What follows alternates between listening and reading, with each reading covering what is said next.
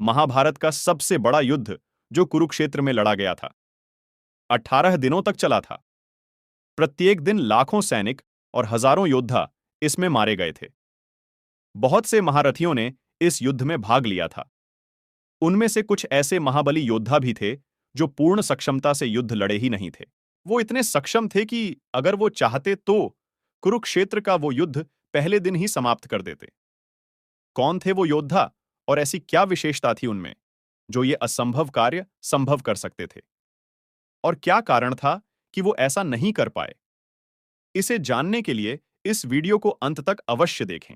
भक्त शिरोमणि मंदिर चैनल में आपका स्वागत है। अगर आपको हमारे वीडियो पसंद आते हैं तो कृपया चैनल को सब्सक्राइब और वीडियो को लाइक अवश्य करें। इससे हमें और भी अच्छा कार्य करने की प्रेरणा मिलती है। गुरु द्रोणाचार्य तथा अश्वत्थामा। गुरु द्रोण ने प्रयोग, रहस्य तथा संहार विधि सहित संपूर्ण अस्त्र शस्त्रों का ज्ञान त्रिगुवंशी परशुराम जी से प्राप्त किया था। परशुराम जी ने संपूर्ण धनुर्वेद का भी उपदेश दिया था। वे सब ग्रहण करके द्रोण अस्त्र विद्या के पूरे पंडित हो गए थे। महर्षि अगस्त से उन्हें ब्रह्मशिर अस्त्र का ज्ञान हुआ था। भगवान विष्णु जी ने स्वयं उन्हें वरदान स्वरूप नारायण अस्त्र दिया था। इनके अतिरिक्त भी उनके पास अनेक प्रलयकारी अस्त्र थे। गुरु द्रोण ने नारायण अस्त्र का संपूर्ण ज्ञान अपने पुत्र अश्वत्थामा को भी दिया था। गुरु द्रोण ने तो युद्ध में इस अस्त्र का कभी प्रयोग नहीं किया, परंतु अश्वत्थामा अपने पे संयम न रख पाए थे। अपने पिता की मृत्यु से क्रोधित होकर अश्वत्थामा ने पांडव तथा उनकी सेना पर नारायणास्त्र चला दिया था। पांडव महारथी जैसे जैसे युद्ध करते थे वैसे वैसे ही उस अस्त्र का वेग बढ़ता जा रहा था। नारायणास्त्र पांडव सेना को भस्म करने लगा। जब वह अस्त्र सब ओर व्याप्त हो गया और उसके द्वारा पांडव सेना क्षीण होने लगी, तब धर्मपुत्र युधिष्ठिर को बड़ा भय हुआ। उन्होंने देखा कि अर्जुन तटस्थ भाव से खड़े हैं। युधिष्ठिर ने सात्यकी तथा धृष्टद्युम्न को अपनी अपनी सेना लेकर युद्ध भूमि से चले जाने को कहा। वह उनसे बोले, कोई भी युद्ध ना करो, अब मैं भाइयों के साथ अग्नि में प्रवेश कर जाऊंगा। जब युधिष्ठिर इस प्रकार कह रहे थे, उसी समय श्री कृष्ण ने तुरंत ही अपनी दोनों भुजाओं के संकेत से सारी सेना को रोककर कहा, योद्धाओं, अपने अपने अस्त्र शीघ्र ही नीचे डाल दो। सवारियों से उतर जाओ। परमात्मा नारायण ने इस अस्त्र के निवारण के लिए यही उपाय निश्चित किया है।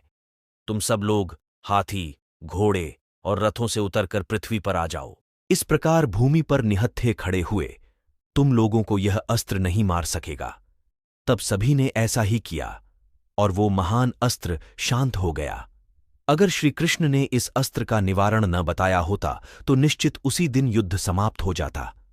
भगदत्त, इस सूची में इनका नाम सुनकर आप अवश्य चौंक गए होंगे, परंतु यह सत्य है। भगदत्त के पास भगवान विष्णु का एक अचूक अस्त्र वैष्णवास्त्र था, जो उन्हें अपने पिता नरकासुर से प्राप्त हुआ था। जब अर्जुन और भगदत्त का युद्ध क्षिण गया था तो एक समय कुपित होकर भगदत्त ने अर्जुन पर वैष्णवास्त्र चला दिया था। भगदत्त का छोड़ा हुआ अस्त्र सबका विनाश करने वाला था।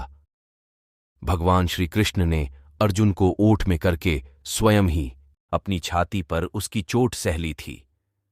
भगवान श्री कृष्ण की छाती पर आकर वैष्णवास्त्र वैजंती माला के रूप में परिणित हो गया। तब श्री कृष्ण अर्जुन को उस अस्त्र के बारे में बताते हुए कहते हैं कि तीनों लोकों में कोई भी ऐसा वीर नहीं है जो इस अस्त्र के लिए अवध हो। अतः मैंने तुम्हारे रक्षा के लिए उस अस्त्र को दूसरे प्रकार से उसके पास से हटा दिया है।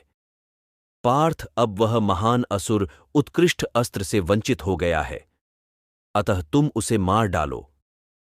यहां भी श्री कृष्ण ने उस अस्त्र को निष्क्रिय कर दिया था।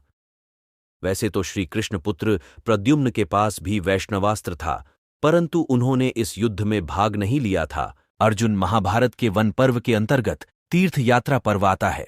उसमें स्वयं देवराज इंद्र कहते हैं कि अर्जुन ने सारे दिव्यास्त्र यानी वायु, अग्नि, वसु, वरुण, मरूत, सिद्ध, ब्रह्मा, गंधर्व, राग, राक्षस, नैऋत, विष्णु और खुद इंद्र के सारे अस्त्र का ज्ञान प्राप्त किया है।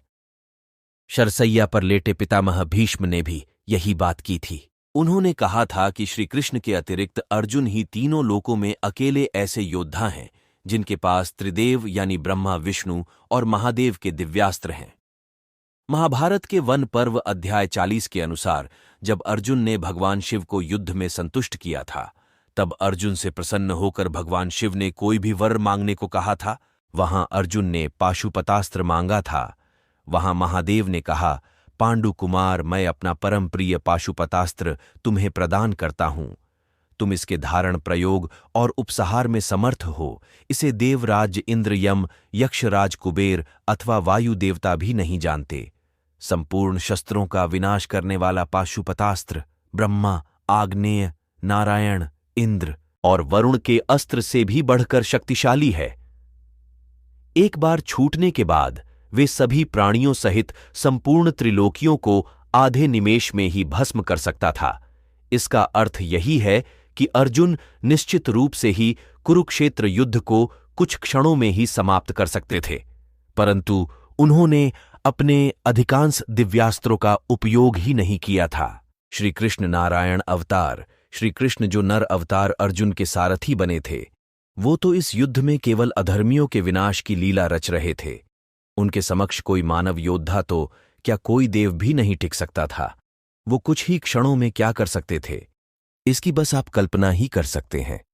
उनके क्रुद्ध होने पर तो यह संसार नहीं टिक सकता। तो उस कुरुक्षेत्र युद्ध में एकत्रित हुई सेना और योद्धाओं की क्या ही औकात थी। जय श्री कृष्ण। आज के वीडियो में बस इतना ही। आशा करते हैं कि आपको हमारा ये वीडियो पसंद आया होगा। कृपया इसे लाइक और शेयर अवश्य करें।